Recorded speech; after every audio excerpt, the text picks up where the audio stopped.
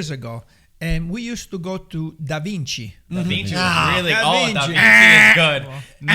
About 30 years ago. Da Vinci Big is good. time. Well, if you go now... Da Vinci is one of the best. You're right. I forgot By the about that. I Brooklyn wanted Da Bridge? Vinci's. By the Brooklyn Bridge? No. No, that's Grimaldi. Oh, Grimaldi. No, Grimaldi's no. Da Vinci's my neighbor too. I telling should you. have Is said. Da Vinci your neighbor? Yo, We went to school. Guys, Grimaldi. That's you why I go said I know over too there, many you can people in the die. that's not pizza. That's only the name. God. The pizza's not Da God. Vinci Square. Has is anybody the- been to Di Fara's? Yeah, I've been. It's $5 Hey, a you know slice. what? Listen to Yeah, me. I What went. about Ryan's never tried favorites it. place over there? I went with Frank the Lucali's. Tank. Lucali's. We can't post this. I don't like it. can't I post just this. don't like it. We can lose out. Overrated. All right. Da Vinci's very good. The square. I remember- Anthony, I'm sorry I forgot about you, but your square's very Yo, good. I over there. actually, I remembered that. I Da Vinci remember never Mike. tried, Mike. I remember when Mike told me he was going to Grimaldi's, and that's like every American or tourist thinks that Grimaldi's is Nah. the best spot. Nah. Everyone thinks that You it's can the best actually spot. die if you eat a pizza over there. Believe me. I don't know if that's true. I don't know about that. Um, One time I had to take my friends on his word, so we went over there. Two of my colleagues, we went over there. Oh, Grimaldi. So I went over there. I took the pizza. My God, I swear to God, I couldn't even freaking finish the first bite. I had to How just bad say, was it? Guys, What I'm sorry. happened? I can eat this. Well, regardless of this, Grimaldi is for the people that come from Europe and they want to see the Brooklyn Bridge. You can walk to the Brooklyn Bridge. Yeah, but have some decency beautiful when you night. send it to the But, pizza. That has nothing to do with but pizza. regardless ahead. of this, all Forget this, about, regardless of this you know, pizza talk, getting in a calcio, in Bay 8th, we smacked you guys. We're going there. Starting the podcast with this. What happened last week? No, I No, mean, 8-0. Mike embarrassed him. What happened last week? Is that Toronto? Yeah. What I mean, happened? You're I a hate this spectator. guy here. I rarely take his side. But Pete, you will try 2-3 times to What? pull a trigger on this guy here. He embarrassed you a couple times, When? a couple saves. When? Well, on Bay 8 over there. The last time that I was over there on Bay 8. I never seen it. I saw that. I saw Well, you want that. the truth? The truth is that we were tied at halftime. I had to leave at halftime. We were down a and man. and then they win. They were up a man too. Yeah, the they had whole- an extra Marco man. so left they because had he two was extra men. scared. He didn't want to see the I was full-time terrified. result. I was terrified of Mike and Ryan. I scored a nice goal in the first half. Yeah, then what happened? But Mike what was happened in not the the second goalkeeper. half? Mike That's was not the why. goalkeeper, When I right? switched, I was Magic Mike. Guys. right? Yeah, Mike Magnan. Anyway, guys, this was a crazy round of Serie A. Not just because of the 4 red cards to the managers, not just because of the controversy between the referees in the Derby, and not just because of the 5 own goals that we had in Serie A this round. But I feel like for the first time, we're starting to see the table take place. We're seeing who's a contender and who is a pretender. One of the pretenders, I'm just looking over from here. Guys, Peter, what was your quick takeaway from this round? Without complaining.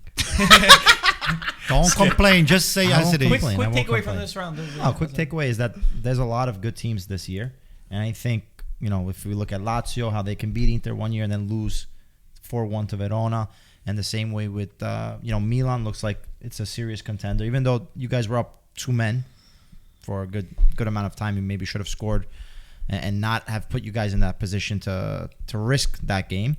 Milan look like they have that extra, push to be able to compete within the Scudetto. I think Napoli-Roma game was a great game. There's a lot of good coaches in the league also, if you look down the 20 teams. So I really think that on the bench. yeah, if they know how to, if they stay on the bench and if they know how to make the correct subs, maybe. But I think it's gonna be a different year than what we're used to. Mm-hmm. And even though Milan and Napoli are on a good run, they're gonna hit a tough spot. Unfortunately, it's gonna happen, and it's gonna, I think, balance out a little bit. Yeah, but as I was saying before, unlike our games where I smacked Peter and Marco at Bay 8th over there, you can actually You can tell it was your first time. Exactly. I was just going to say the same thing. You could tell who never wins. we can finish out the podcast, but you guys can actually watch real and quality calcio on Paramount Plus, as we've been doing streams and watch alongs. You don't want to see Anto They- play, trust me. They should get us. They should get Bay 8 FC. Imagine. Stream our games. That's I mean, right. what's better quality than Antonio? We'll see what they say about. at the back. Oh boy! That's right. That's right. Let me just add a couple of things to what Peter said before. AC Milan learned a lesson because it's a mistake that I wish we made it, and I think it's going to pay high dividends for us because being embarrassed with being 11 against 9, and never the team tying the game. We're going to talk about the games. Don't go into it. We let Peter take the first comment this Yeah, time. right, The next time we'll get it right. from you. So guys, Fair make enough. sure if you want to be able to watch what Antonio just said, Paramount Plus, the link is in the top of the description. I want to start off with the Lazio game, with Hellas Verona against Lazio, which was pretty ridiculous. 4-1 it ended for Hellas Verona with a Gio Simeone poker. 4 goals. It's so weird because it seems like they can't compete against the small teams, but against the big teams they can. And they don't lack motivation in that over there. Mike, what's a quote from Sarri? Yeah, so what Sarri actually said after the game, he said, we melted like snow in the sun. This is worrying. It's not possible to lose to Bologna and Verona after seeing what we did versus Roma and Inter. So guys, we like we were saying before, Lazio beat Roma in the derby. They shut them down, played amazing. Then the following Serie A match, they lost to Bologna 3-0, crazy shocking.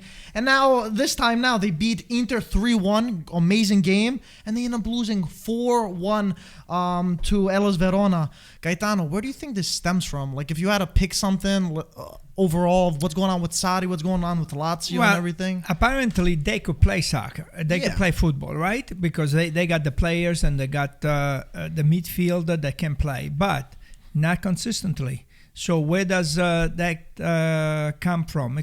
To me, you need the coach to do a better job. Maybe he should take less notes when he's on the bench and pay attention to the game, okay? Because that, to me, it shows me there is no consistency on that. When the team goes on the pitch, hey, you got to be ready. You got to be focused to play. And this team, to me, now I don't know if there's a problem between some of the players, because with those players, the quality of the players that they have, you cannot lose against Bologna, Verona. Pete, any thoughts? I think any good team, you can play attack-minded and score as many goals as you can. But it comes with, in order to win or do well in the campionato, it's your defense. And unfortunately, they make a lot of individual mistakes. And Simeone, listen, he had a game of his life. Everything he touched turned to goals, scored a golazo, the second goal. So, when someone's on, he's on. But defensively, they make a lot of mistakes, and they're, like Gaetano was saying, some games they don't show up. And so unfortunately, that's a testament of the coach. That means that you're not able to motivate these guys day in, day out, and make sure that this team plays at a certain level consistently. So, Sarri, as far as his tactics are concerned, I think he's definitely one of the better coaches in the league, maybe in the world, with his X's and O's, right? As far as player management, we've noticed that there's been problems even with Napoli, with Chelsea. So this is a team that was used to Inzaghi for a while. They've had some up and downs also. So, is it too much to say that he needs to step up his game, or else these players are not going to follow him anymore? I don't know. I'll tell you what. Speaking of that, and I'll make you comment on this, Antonio. Early in the week, he said that Luis Alberto and Milinkovic-Savic can't play together. He said maybe against the smaller teams they can. Luis Alberto, even on Twitter, he liked a tweet from a fan that was just saying how, look, Inzaghi, he did it, and we won so many great games. Anto, do you think that Sarri could risk losing the locker room if this happens? Let me tell you something. You pull it right out of my mouth. Luis Alberto is the trigger of the midfield. He's like what blends everybody all together. How the hell you put somebody like that on the bench just because of Sarri's game incompatibility? They played for so many years together, those two guys. I think they are two of the greatest midfielders that we have right now playing in Italy. And then you bench one of them because one doesn't fit your vision of the game or what the Lazio should be playing, the Sarri system. There gotta be a way to make those two guys play together. And I do not believe that defense in this particular case lost the game for Lazio. You don't play the midfield the right way, then the defense loses confidence. The filter is being done on midfield. If you have a successful team, somebody that does very well offensively, it's all coming from the midfield, and defensively the same time only. At the same time, it's exactly the same thing. If you do not filter on the midfield, coming back and just covering up and just be ready to trigger the counter offensive, you're not going to win games. In this particular case, I think the midfield of Lazio is failing Sarri, and I think is, as Catano said, is partially responsible for that because he's not capable to get these guys to blend with each other and to play like they used to play under Inzaghi. And for that particular reason, I give Inzaghi the upper end. I think he's a better coach, he's a better motivator. I was just gonna reminded me of something. Wasn't Sarri the one that said that Ronaldo and Dybala couldn't play, or No, who was it? No, He Allegri. loved them. Who was Allegri Yeah, that said that? yeah. There was somebody that said that these two guys can't play together. I forgot now. I Juventus. think that it was a trio with Douglas Costa. I think Okay. he was saying the three of them Can't play it together. provides an imbalance Okay. that they're too attacking. But Dybala and Ronaldo they did well Or Sarri, together okay. on that. What's funny is that we had all said earlier on this year that Sarri needs time. He needs time to be able to get this. Actually, the only one Mike actually said it on the last podcast. He said that Elis Verona would pull something off. I thought I had to say that, but Marco, I appreciate that. Every once in a while, the broken clock strikes twice. So But don't you guys forget that Ella Verona was embarrassed against Milan 2-0, and then by a miracle we went up tying the game, and then with the own goal with the kid on the defense, we went up winning the game 3-2. Ella Verona, if they won the game against AC Milan, nobody would be crying a foul of anything. So the team, they have it. Tudor has got a great system working for themselves. 18 goals in their last 6 games, by the way. Yeah. That's more than any other Serie A team in that same time frame.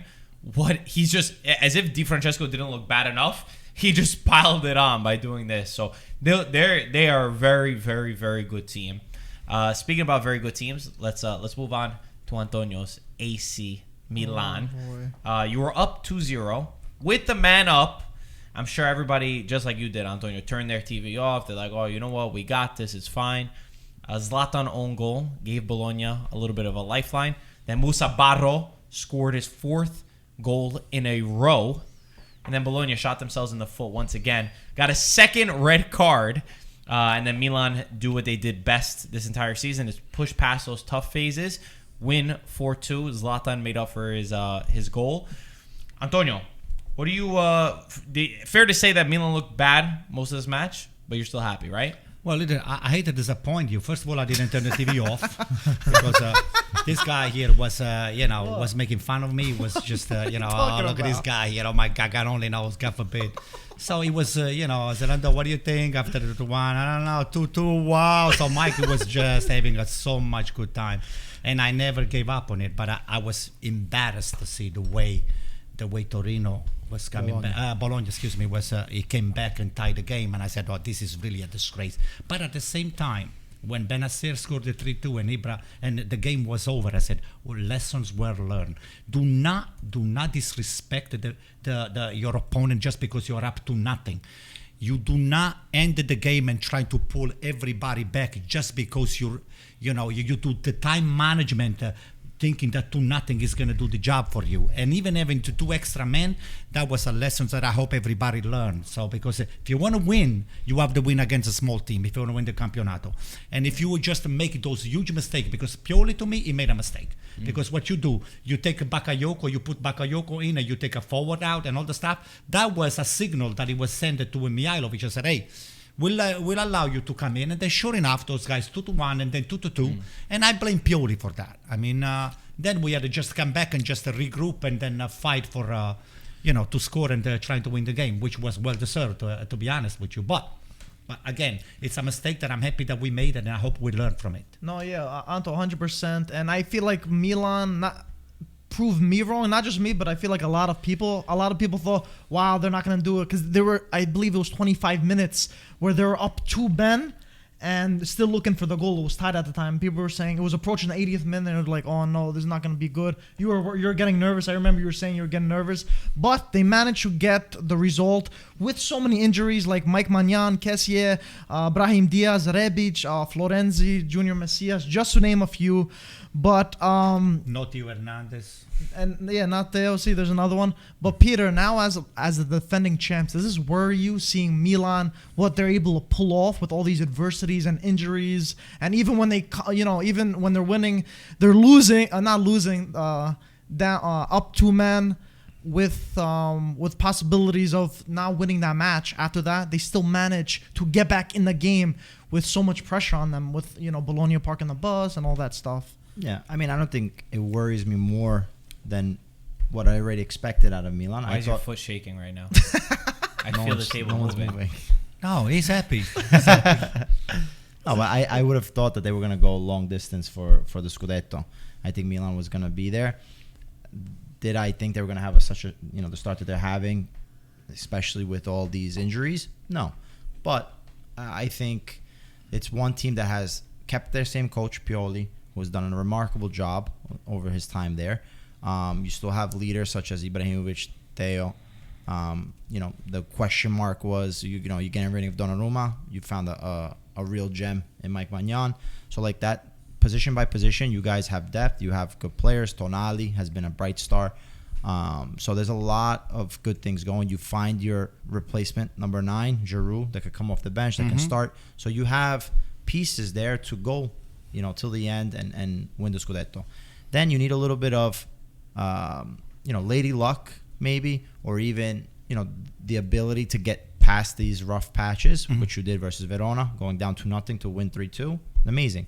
Bologna, I think you guys should have won the game a lot more convincingly, but you still in the end found a way to win, and that's what counts. Whether you win 1-0 for or narrowly win, it doesn't matter. Well, we want to win, and we want to just do spectacular. We want to win spectacularly. But sometimes you don't have to win spectacular. No, we wanted to win because we want. Let me tell you something. Saki and somebody else said something that I'm not going to just try to repeat. When somebody pays the ticket, they want to walk away from the stadium and say, "Oh, I watched this. Did you see what happened? Did you see what a beautiful goal?" When somebody goes over there and wins dirty, it just leaves nothing to the spectator that go to the game and then just watch a dirty win, like a 1-0. Oh, who cares as long as we won? You don't win nothing. That's what Juventus fans said in 2018 when they lost Allegri. Then they went through the projects of Sarri and Pirlo. And guess what? Everyone's very okay with the 1-0 and defending. That's what everyone says until they taste winning and then they lose it. And then all of a sudden you don't really care anymore. Gaetano, are you surprised at all with this Milan and how they came about? Yeah, I'm surprised that they're in first place right now. I'm surprised with Napoli too. I thought that. Do you want to change your prediction, by the way? Oh boy, Gaetano, you gotta speak to you. We're gonna allow you one more time. Just please let him change it. He's talking. Gaetano. I thought that Inter would be a little bit better than where they are right now. With the team that they have, I thought that would be up there. But I have to say one thing about Milan. Maybe this is the year for Milan and Napoli to do something great, to change a little bit. And also what I like about Milan is with all these people that are out, they still able to perform and give a good performance and win the games. How they win, sometimes it might not be pretty, but they win. And I think that Maldini, it helps a lot. I think when you have somebody watching you of the name of Maldini, when you have somebody at halftime, you're losing 2-0 and somebody comes to the locker room and you got somebody, a leader and somebody that won almost everything, that tells you, hey, you're still in this game, you still can win this game. You always believe that you can do it even until the last minute. You believe that you can win. And with Ibra on the bench or with Ibra on the field, you always they have that mentality, that winning mentality that goes a long way with the young players and with the other players. It's contagious. It's motivation. Winning is contagious. So yeah, good job so far. I think also I agree with what Peter said. For me, it just feels like there's something special in the air. It happens every once in a while. And for me, even more than the Napoli, it feels like that for Milan. Because considering, number one, the games that you've had to play, and then number two, how many players you are missing, for most teams, that would cripple them. And there's once in a while where things mesh together and you're able to create something great. Of course, we already know from last season that you can't celebrate early, that, even if you have a good first few months, first half of the season, you need to be able to consistently do that. But I think considering, how they're looking right now, with if they can stay healthy in the second half of the season as well, they're going to fly high. Speaking of flying high, Napoli, They drew for the first time. Their 100% win record was finally taken away. They would have been able to do 9 in a row if they had beaten Roma, which would have been a club record, beating Sarri's best ever. But they tie it, and unfortunately for them, they were going up against a very motivated Mourinho side that needed to show a reaction after that embarrassment in Europe, where they lost 6-1 to Bodo Glimt. Bodo or Brodo? Bodo. I was thinking Brodo. Yeah, like brodo, it's like soup. soup, yeah. Broth? Broth. Oh, Broth. okay, That's the right thing. Dad, what did you think about Roma's reaction? Draw is pretty positive. That's your dad? I mean, Napoli,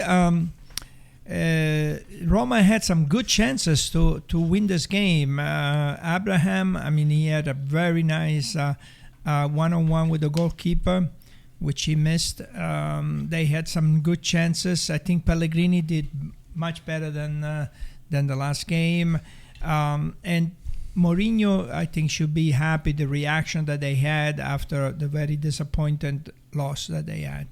So, I mean, they played against Napoli, a very, very good team. First place, they hadn't lost a game, they hadn't tied a game. So I think for Roma, this is a good result. And looking forward, I think this is good for them. Anto, what do you think about Napoli? I gotta tell you something. I enjoy more watching Napoli and Roma timed at 0-0 with intensity and the beauty on the game, and it was very entertaining watching the game than watching a 2-0 or 3-0 that sometimes can become even boring because of maybe the lack of intensity or maybe the superiority one team toward to the another team. But Roma and Napoli, they've really slugged it off. And it was very, very interesting to watch a game like that, because at 0-0 many times can be a lot more interesting than 3-0 or 4-1, 4-2 or 3-1, 3-2 with a lot of goals. Many times a no-goal game like that, it can be extremely more interesting than a game filled up with. I don't agree with that. I don't. I do. I think he means just by. I don't agree with that at all. I think Antonio. I would rather watch Hellas Verona 4-1 Lazio than watch 0-0 Roma Napoli. Antonio, man, just because it was 0-0 doesn't mean it wasn't exciting. That's what. Don't speak for him. But that's what I think. No, he didn't say that. There were several. There were. Give me the knife. There were several episodes, especially the Abraham episodes, and a couple other episodes on the other side from Napoli, that really, allow for all of those controversy to come out. And then, the two coaches that got the red cards. So the spectacle was there, was on the field. It was right in plain sight, and you get to watch everything. The ref could have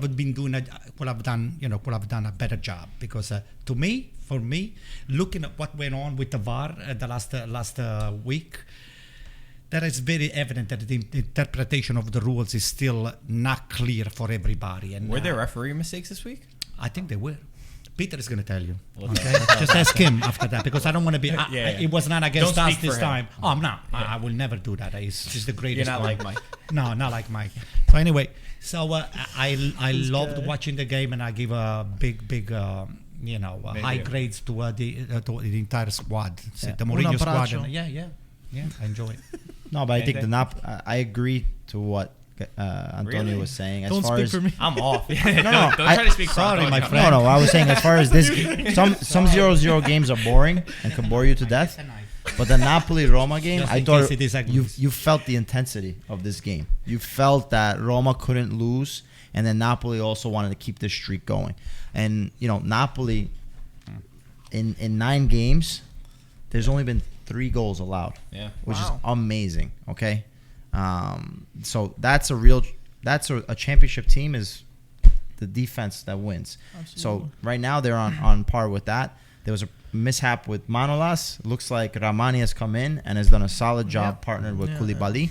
And this Napoli team, they move. They have a lot of guys that have been playing with the same team for a long time. And Osimhen, there was Sabatini, who's I regard him as one of the top sporting directors.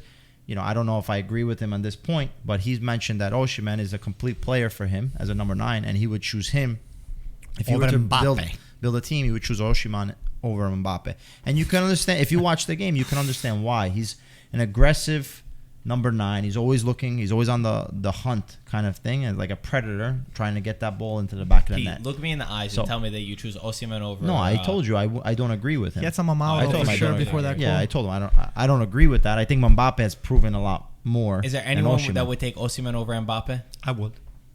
I was gonna How did ask, I know? I was gonna say not even. I was gonna say not even Anto would do it. Explain. Give us one reason. Okay, one reason. First of all, it doesn't command the millions and millions of dollars that Mbappe is worth. Number one. Number two, it's still something that is in the works. So this guy here, give him a little chance to prove himself and to do some damage against some big team, and then you're gonna see his stock is gonna rise like that. Mbappe, I think he has reached all the way to the top right now. gosh. He has missed penalty when he was supposed to be scoring penalties. He cost France the European Championship somehow. With his attitude. Well, that's too. That's that attitude too.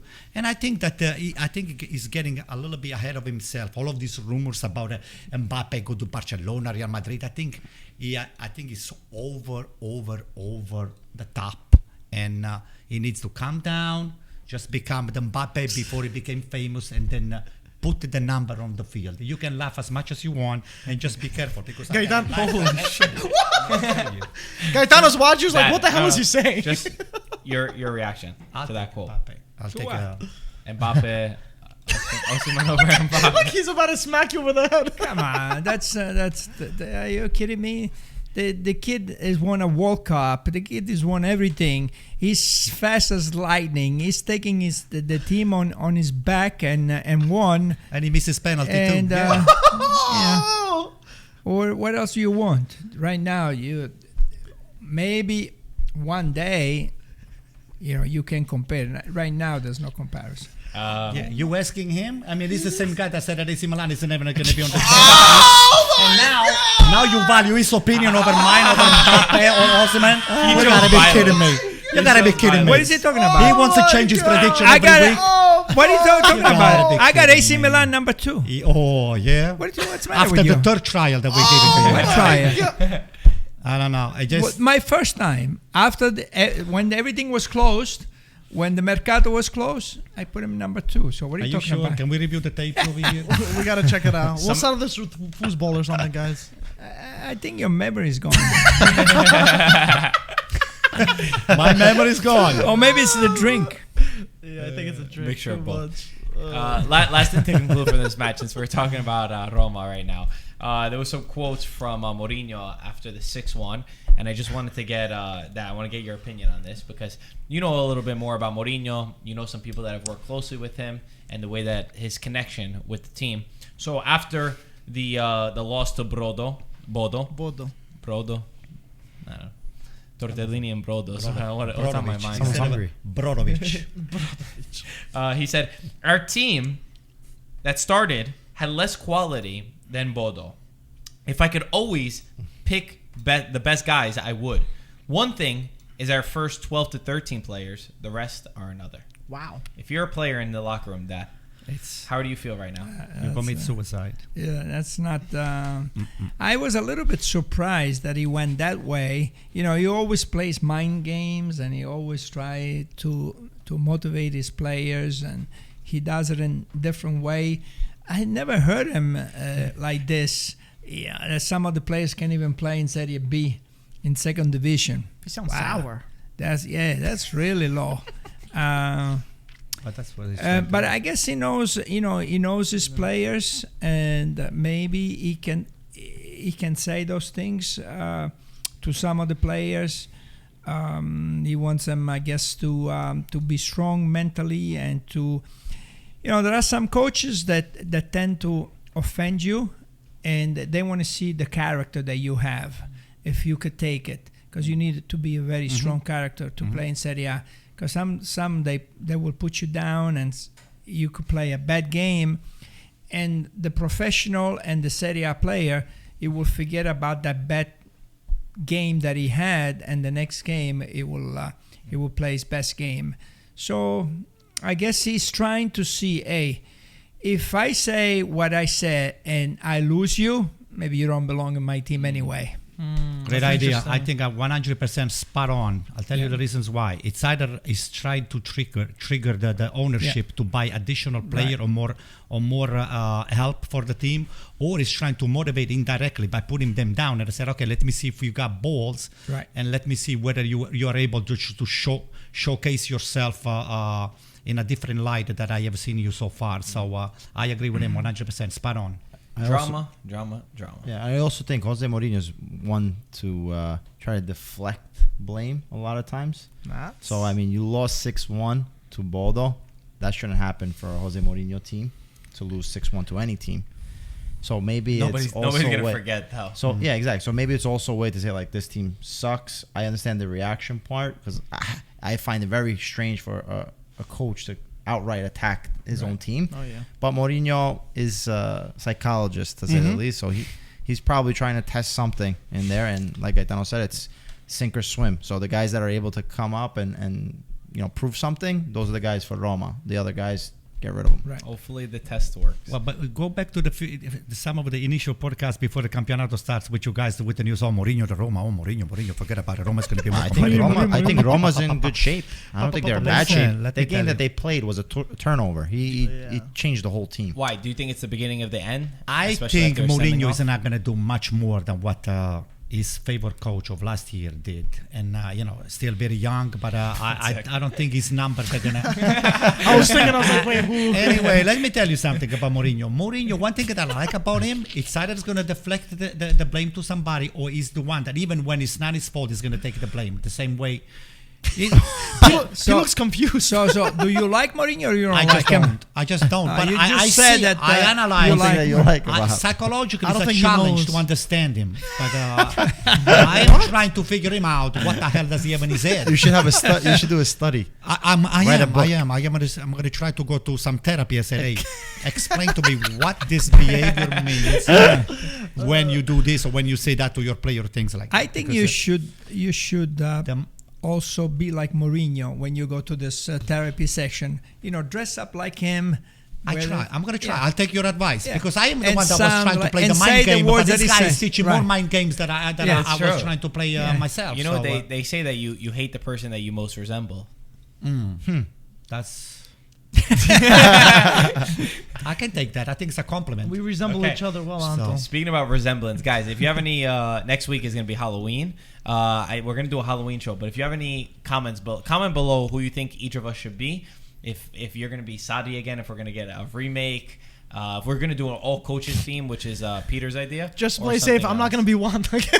Yeah. I'm not going to wear a dress this time. But you won't need Icardi I to got be a there. nice wig for you. That's wanna see it? enticing, Anto. I'll think about it. Speaking about Icardi, let's talk about the drama. The drama in the derby. Boy. We had said many times that these two teams, they hate each other, and it runs deep. This game always has some controversy to it. You could put your money on that. Inter kind of ruined Juve's game plan early on by getting that first goal. We know that Juventus had, coming into this match, had 4 1-0 wins in a row. They were not conceding. They would score a goal, sit back, defend, and ride the match out. Kind of like what Inter did, because the first half I thought Inter were really good. They were attacking. But in the second half, Simone Inzaghi, who's usually a coach that likes to keep attacking and likes to keep going for it, was kind of just happy and being like, you know what? I'm just going to keep everybody back. Let's win this game 1-0. And then, when you sit back and you just play for to close it off, unless you're really good defensively, which Inter has not shown this year, a lot of times it can't be. Also because Looks like they were really good defensively. Oh, We had a penalty call this against year, them. this No, I'm sorry, year, Rub it today. in. Yesterday. I was saying in general you haven't been great defensively, but also pretty bad strategy too on the same end, because Chiesa, Dybala were on the bench, and then you're gonna throw these guys on. I felt like the goal was always gonna come, because the second half the tides were shifting a little bit. Peter, just give us as an Inter fan, your feelings on the match first. Yeah. We'll leave the last part. We'll leave last. the penalty No, I out. think we had the live stream, and I think I was pretty accurate in what I said was whoever scores first is going to be a deciding factor how this game is going to lead on, because I felt if Juventus scored first, chances are they would have won 1-0. If Inter scored first, I thought Inzaghi, knowing how he's been playing, he's going to keep on going on for the attack, and we're going to see a much more open game. But I think, so just talking about the starting lineups, I was interested in seeing what Çalhanoğlu could do, and he came on, and I think he played a good game before getting subbed out. I was very disappointed in Lautaro Martinez. I felt like he did not get on the ball enough. You're wearing the number 10 for Inter. You're supposed to be one of the stars of this team, one of the leaders of this team. And unfortunately, he didn't show up. He didn't receive the ball. He didn't do anything. And I was disappointed at that, because in the big games like that this is what matters. Then going to Juventus, trying to have a full grasp on it. I think Allegri kind of messed up this formation. I don't know. I understand that maybe Dybala and Chiesa don't have 90 minutes, but if they're on the bench, you should start one of them.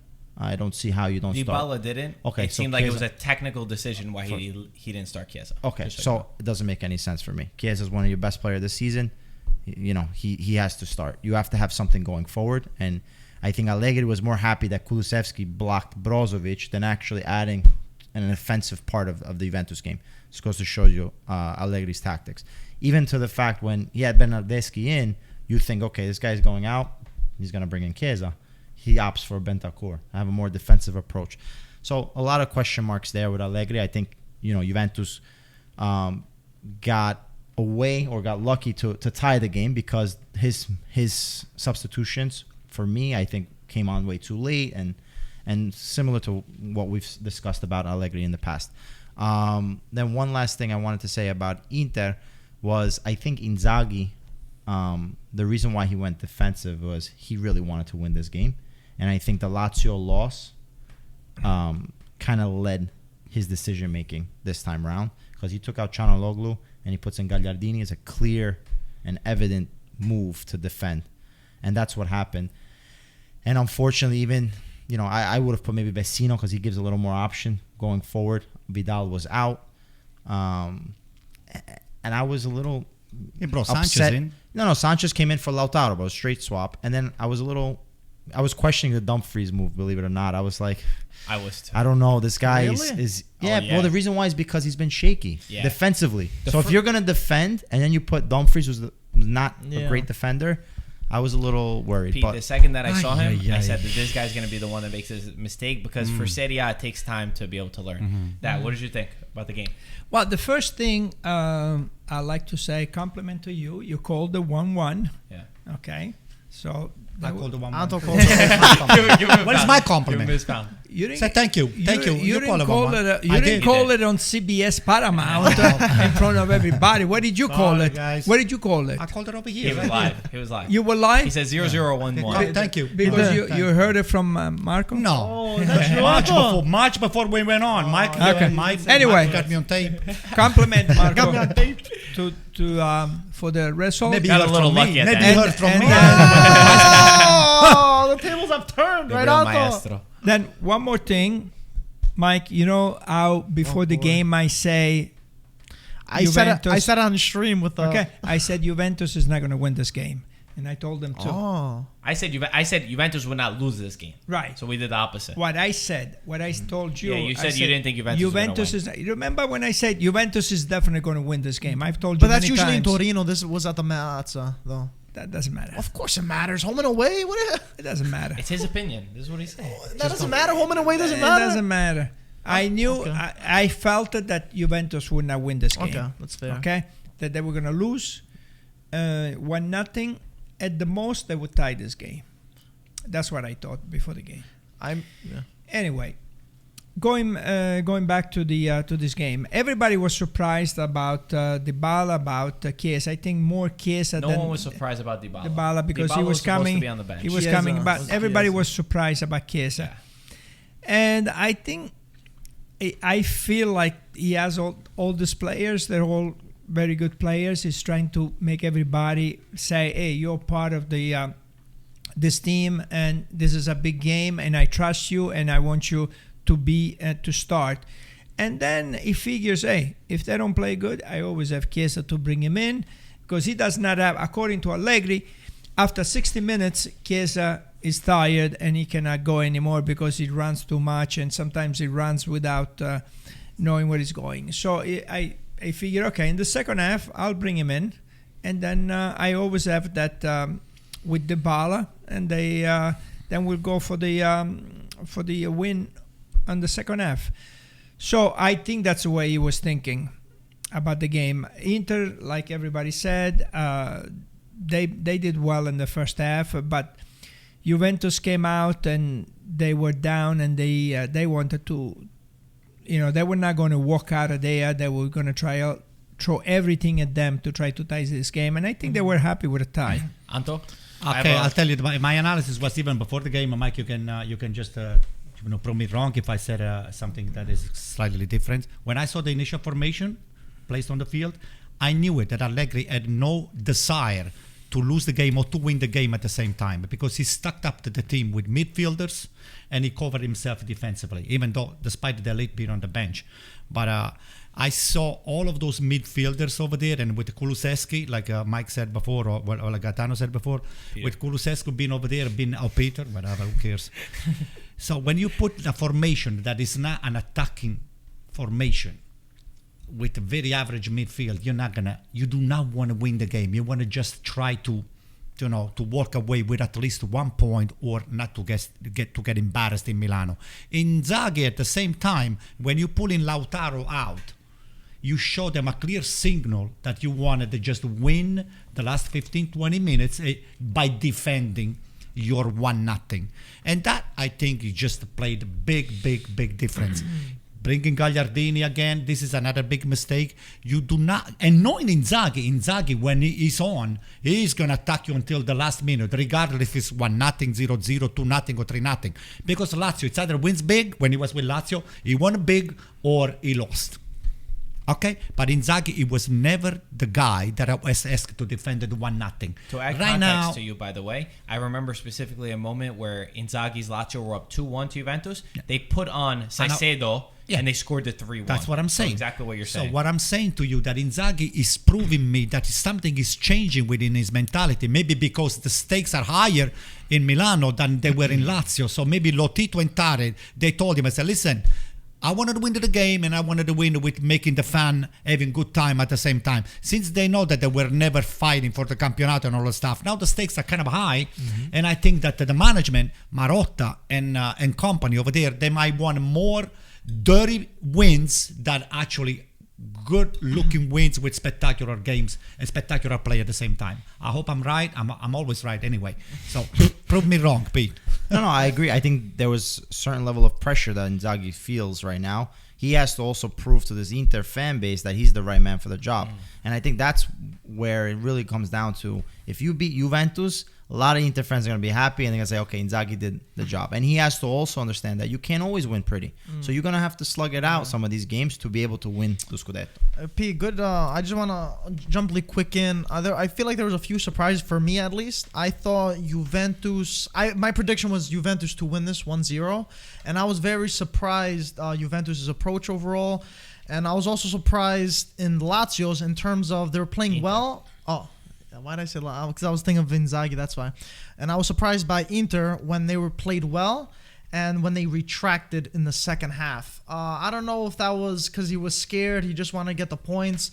But to my knowledge, for the most part, if you try to play out of your playing style, because Inter have the most goals in Serie A, and they don't stop at 1-0, they keep going. And by him playing that more defensive role, that was like in my head, I was like, man, I think Inzaghi's a little bit scared.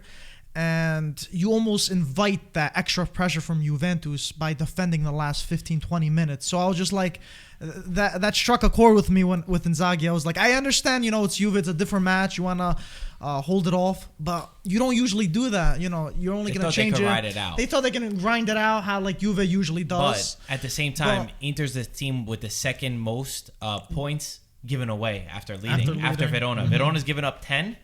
Inter gave up 9. That's before this match. So that's got to be worrying. No, it's definitely worrying. And I listen, I think also if you look at this game, certain substitutions could have made a difference. But I think with last year's Inter, I was making this comparison, you had Lukaku and Hakimi on the counter. Those guys were flying up the field. That's you had, true. some serious chances on the counterattack.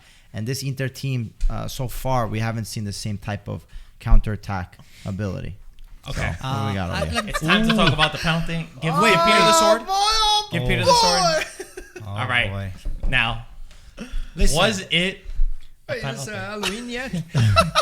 No, those are real knives. You're gonna get stuck in the middle of both of us. That's a tenderizer. Who thinks it wasn't a penalty? Speak up first.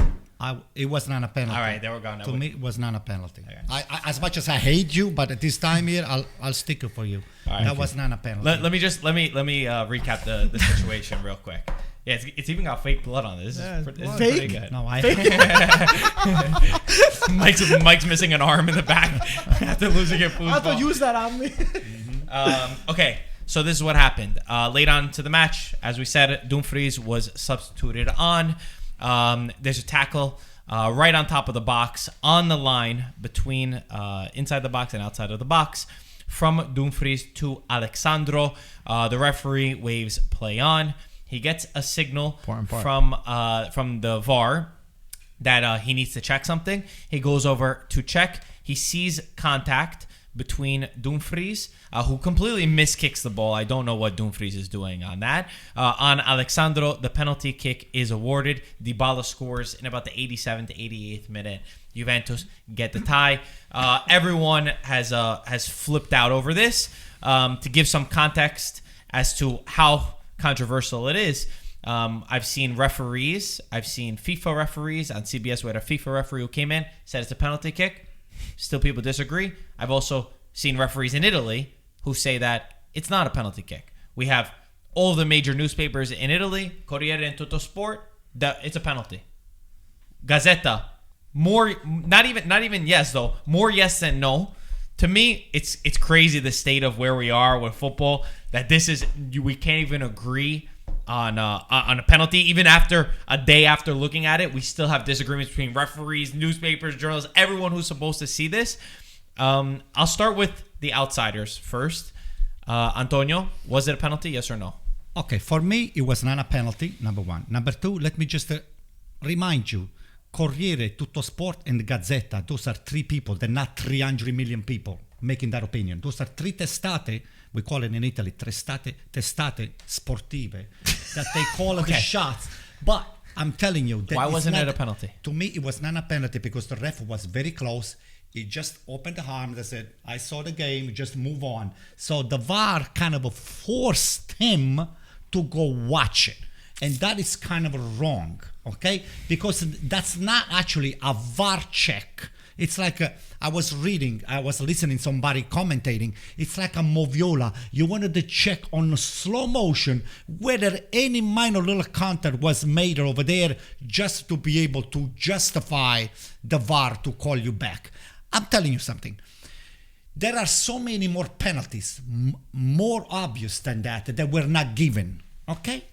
And we are the victim. The AC Milan is the okay. Let me say it. We are the victim. We've been victimized in the last 3 or 4 weeks. It's always about Four you, times. Anto. Okay. It's always about you, Anto. I think that the VAR is been, if you have to call it all the time for every team. There is no consistency over there. Just go and do the job day in and day out. Don't do that. That becomes episodes, and then you get people upset. I said, oh, they call it for this team, then they call it for Juventus. I'm not saying that you guys got any freebie by any means. When you look at slow motion, there is a counter over there. Very minimal is a counter. So, Gaetano, your opinion. So penalty, yes or no? The referee is being called into action because if the referee didn't give it a penalty over there, he will be crucified. So this is why I give it a penalty. Yeah, it was a penalty. Okay, explain. Okay, so you have to go by the rule, and if you go by the rule, there was contact. I mean, when you saw the replay, there was contact. The guy was knocked down, and that's a penalty. Now, should have been a penalty. That's another thing. But according to the rule, it's a penalty. What's not clear is, okay, so the referee did not call anything, but the VAR called them and told them to go see it. And it's supposed to be a clear and evident, obvious. Okay, so and that's why. But then some other time, the referee calls the penalty, but the VAR doesn't say anything. And then we all say, "But why didn't he go see it?" Mm-hmm. That's the part I think that upsets everybody, and it's confusing for everybody. Well said. And they should explain that. That's a very, very true point. Mike, penalty, yes or no? To me, when I first saw it, I was like, whoa, they're call. I just want to lay the groundwork over here. I had Peter, I had Sabino. Oh, I watched this part back. I watched this part Two back. Inter fans, Antonio here. So, the play went along. And then you saw the referee doing one of these. And then you saw him running. And then we're like, potential penalty check. And then we all started screaming. It was like, whoa. It was like, for him to go running over there, that means it was clear and obvious and stuff like that. And then they were checking penalty. Was it a penalty, yes or no, Mike? I feel like you're trying to go around it. I mean, personally, this guy's describing how he ran over. Because it was insane what happened. Because the Was it a atmosphere penalty, was Mike? insane. I wouldn't call it, but based on the rules, it was a penalty. Okay. Peter, I'll allow you to... Wait, you want me to go first? You go first. let me just say an episode about what happened during the podcast. If you see Peter's color right now on the screen, as soon as they gave the penalty, he changed. Him and Sabino. Like a radish, right? Casper, the ghost. The chameleons. Have you seen chameleons when they change color, when they go from one landscape to another? They were. You know what? I felt so bad for them as much as I don't. You were laughing. I was laughing because I was like, I will never guess that it was a penalty. Yeah, check. and I was surprised. Peter, was it a penalty? Yes or no? And then explain. I think it's also, you have to look at. I want you to look at me too. I want you. If you say no, I want you to look at me in the eye. Okay, so it's not a penalty. Look at him. Come on, go ahead. It's not a penalty, Come and the on. reason why is because Okay. there's different. I understand the point. Like if there's contact, it's a penalty, right? Like that's the rule. Nice boy. But if you look in every corner kick, Good boy. there's contact literally every corner kick. But we know that in certain circumstances, you're allowed to have a little bit of contact. And I think in this particular case, during the live game, the referee was literally right there. And you see him, he clearly sees the contact. So he's already saying, for him to say, wave it off or say no, right? Yes, no. Meaning that contact is not strong enough to award a penalty. That contact did not influence Alexandro losing the ball, because if you notice, Alexandro kicked the ball away. No, but he didn't do anything to control the ball. It wasn't like he had a goal scoring chance or he was going to take a shot. He lost the ball. Okay, and the slightest of contact did not influence or shouldn't have awarded a penalty. The same way that in a corner kick, you're going to see a little bit of shirt tugging. You're going to see some things that maybe shouldn't fly outside the box, but are always allowed inside the box. So that's my interpretation of the whole situation. If the referee maybe doesn't wave it off or doesn't, make a call kind of live, and he gets called into it and then is able to review it, I understand where it comes down to like the contact on the line. It's like one of those unfortunate things that it happened. But you look at Roma Napoli, literally a couple hours before, Anguissa got fouled in the box. It's a similar contact. What about Abraham when he misses the shot? Just one thing, and then I'll give my opinion. How do you know that he was not checking if it was actually inside the box? How do you know that he was judging the foul and he wasn't sure if it was inside the box or outside the box? Well, if he went he would have called the foul then if he didn't know if it was inside or outside. I feel like by him going like this, it's more so to say it's not a foul. Yeah. The only thing I would say is I feel like a million times on this podcast we've sat here and been like, why didn't he just go and check the video? And we've gotten mad that he didn't get to go check the video, and now he goes to check the video even when he thought that he had the right call, and we get mad. So for me, this is how I see it. For the way that I love football, for the way that I play football, for the way that I grew up watching the game, I would never want this called as a penalty. My feeling. I would never want this called. Once. I could go through the past 5 years of every single match and tell you why I don't think most of them are fouls for the way that I like football. According to the game, according to the rule book, according to the law of how we are judging penalties these days, unfortunately, this is a penalty. Now, I 100% agree. In Napoli, in many games, there are times where the mistake is made. But that's not really a justification for why it was in this match. I understand and I agree with you guys that consistency is probably the most annoying thing. But we see penalties called where an attacker has the ball inside the box. He sees a defender go to steal the ball, and he'll put his foot an inch above, get hit, and we give a penalty kick. And never once do we say, not never once, but we never use the logic of, was he going towards goal, which is something that we've brought up over here. But according to the laws and according to the ways that we've called it, for me, it's got to be a penalty kick.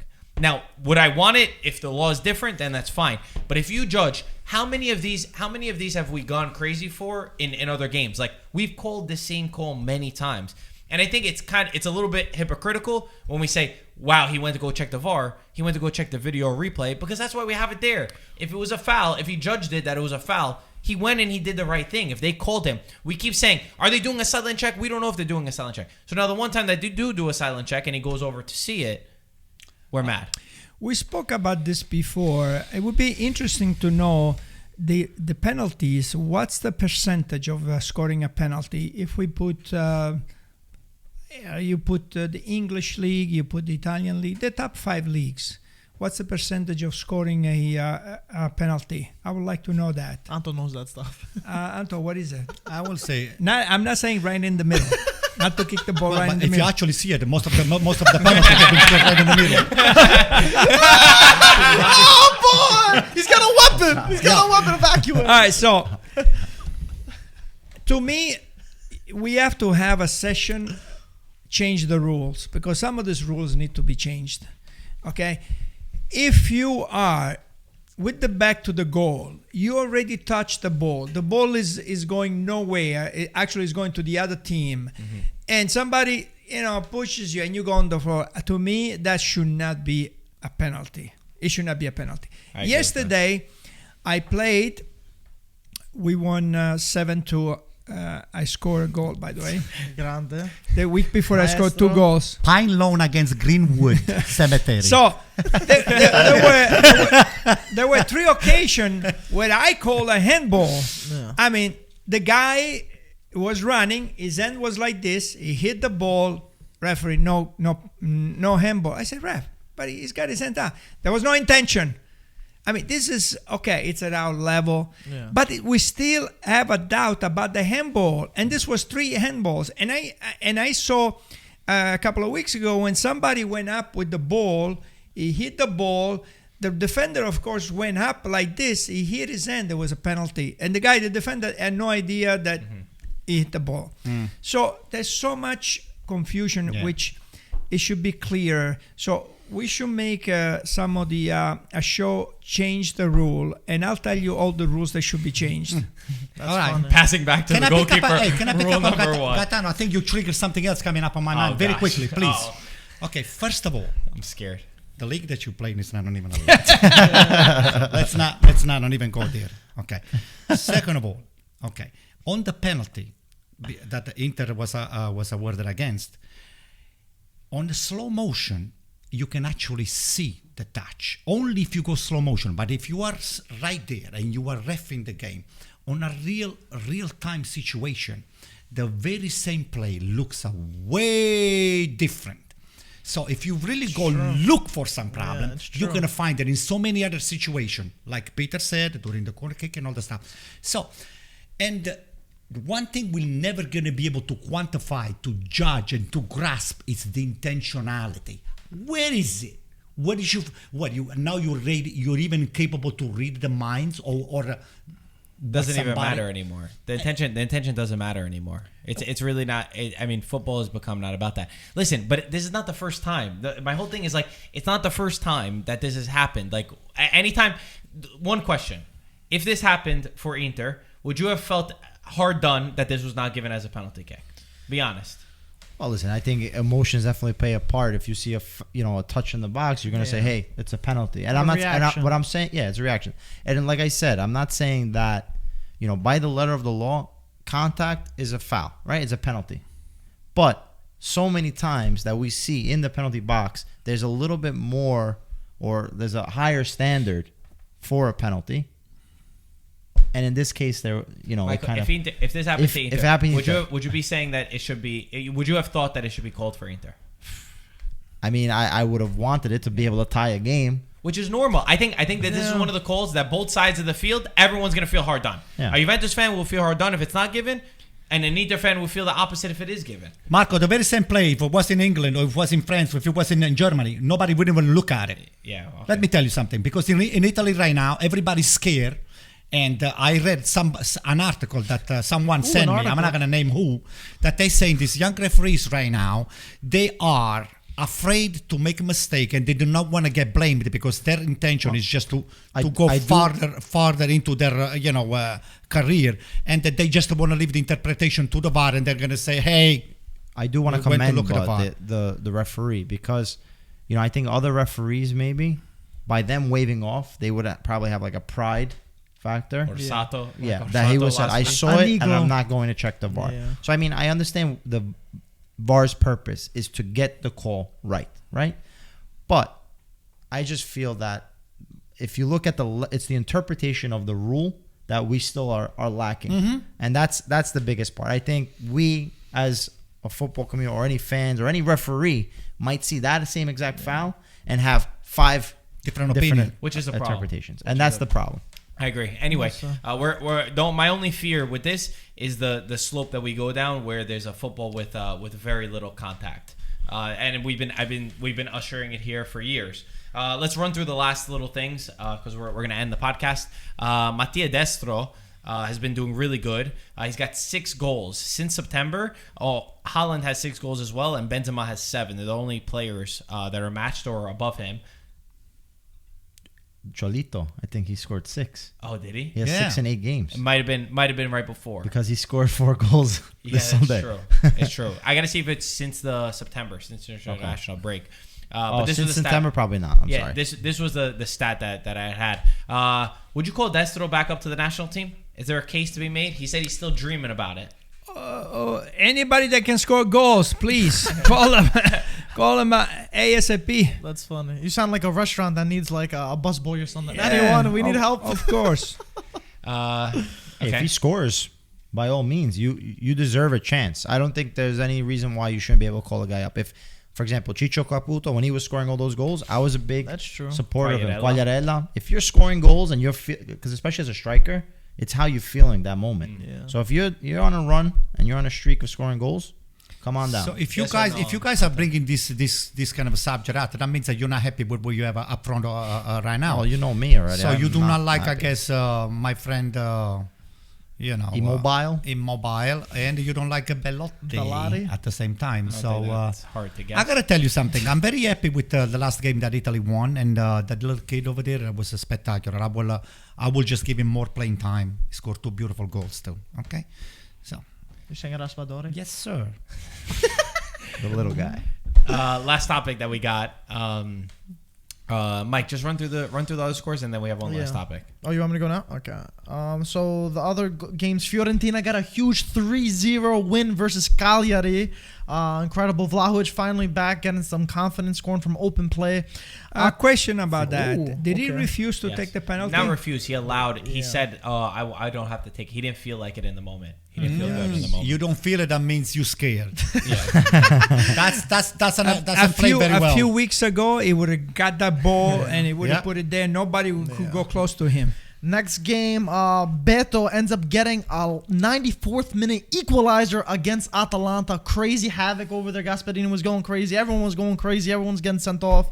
You had something? Yeah, did Gasperini got a red card? Yes, he did. Okay, so it's 5 coaches. 4. Gasperini, Spalletti, Mourinho, and Inzaghi. Mm-hmm. We did our homework, Gaetano. We're IFTV. In the Roma Lazio, there were 2. Yeah, Roma Napoli. Napoli, there were 2. Spalletti and Mourinho. In the Inter Juve, there were 2. No. Allegri never got sent off. Allegri got a red card. Allegri did not get sent off. Yes, he did. No. Check it out. Double check, Mike. Double check. Allegri got a red card. He didn't get sent off. No. I don't think so. No, he didn't get sent off. The only thing is, it's funny. I didn't listen to my own advice. I turned off the TV on Atalanta. Once I saw Gasperini get sent off, it was 1-0. I had to get ready. I was already pushing it. So I was like, okay, they won it. I got to Connecticut, and I see them talking about 1-1. I said, what are you see? I didn't use my phone when I was driving. I didn't see anything. And it ended up amazing. I don't think Allegri got it, by the way. Salernitana, they got a new coach, but same results. They conceded 4 against Empoli. They lost 4-2. Sassuolo won 3-1 against Venezia. Venezia, who had a huge 1-0 win against Fiorentina. Torino, Juric's Torino got a huge 3-2 win. Juric's Torino got a huge 3-2 win versus Genoa. And Sampdoria came back 1-0 down to beat Spezia 2-1. Last topic. We have not heard from Ryan. We have not heard from Ryan. We put missing poster signs for him. All over. Is there a reward? There's no. I don't think anyone wants to find. Maybe Ryan. we should sell one of those alerts. What do you call those alerts? An Amber Alert. Amber Alert. Ryan has gone missing. Man United lost 5-0. Thank God it could be in a lot against more. Liverpool. Nothing. Our group chat, because Max is a Liverpool fan, I played one of the audios, and it was just laughing. Every single message was a voice message of a different person in the chat laughing, sending it to Ryan. Oh my God! Just you made me laugh too on that group. Now I know why. Oh my God, Ryan! It was not intentional. That's Looking at this, Ryan, it was not intentional. He said, "Anto, can you do your stupid laugh?" And they made me do the laugh. Now I understand. So they collected all the laugh. Every single person was just sending oh a my laugh. God, I feel sorry for voice him. message to Ryan. Ryan never even answered. All he said was Ole is a disgrace and he wants him out. And he brought up a Mr. Antonio Conte, who's being linked already right now to a move to Manchester United. Surprising, because in the past he had rejected Real Madrid because he did not want to take over a team midway through.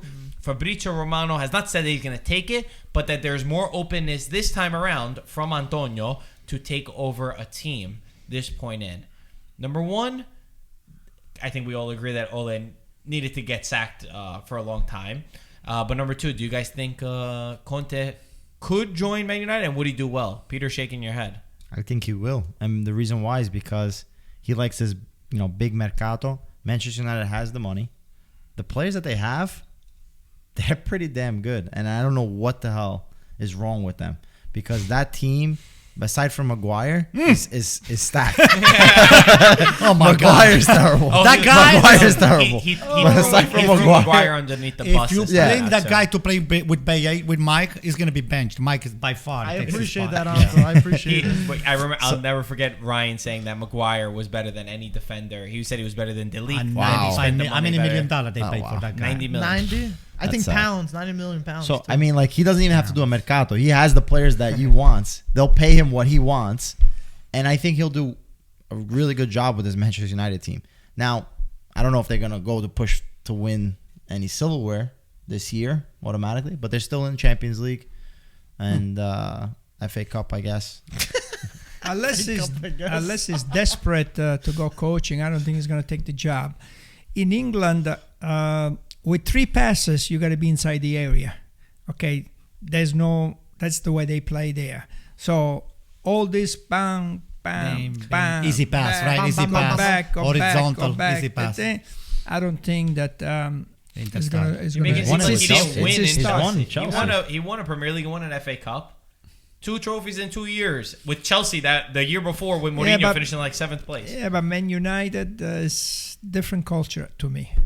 I think that he would do. He's exactly what Manchester United would need. He will turn that ship around in a second. And like Peter said, the team that Man United have, they are way underperforming. And number two, on top of that, Man United, they spend ridiculous amounts of money. This is like Conte's dream job. Oh, yeah. If you give him I agree the with you. mercato, man, this guy he's in heaven. No more €100 restaurant. These guys, they're eating at a. No, that I agree with you. He will be the able top. to. I'm just saying the style.